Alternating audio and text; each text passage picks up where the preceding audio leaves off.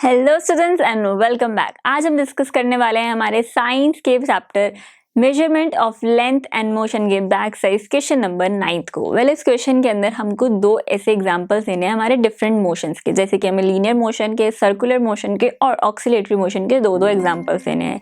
सबसे पहले बात करते हैं लीनियर मोशन की। वेल लीनियर मोशन की अगर हम बात करें, यानी कि वो चीज़ जो स्ट्रेट मूव होती हो, जैसे कि अगर हम हमारे स्ट्रेट रोड पे कार को मूव करते हुए देखें तो वो भी एक लीनियर मोशन है, या फिर अगर हम हमारे सोल्जर्स को मार्च पास करते हुए देखते हैं तो वो भी एक लीनियर मोशन का ही एग्जाम्पल है।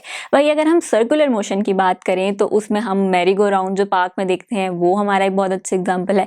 साथ में अगर हमारे सीलिंग के ऊपर जो फैंस लगे होते हैं उनको देखें तो वो भी ऐसे राउंड राउंड मूव होते हैं, तो वो भी एक बहुत अच्छा एग्जाम्पल है सर्कुलर मोशन का।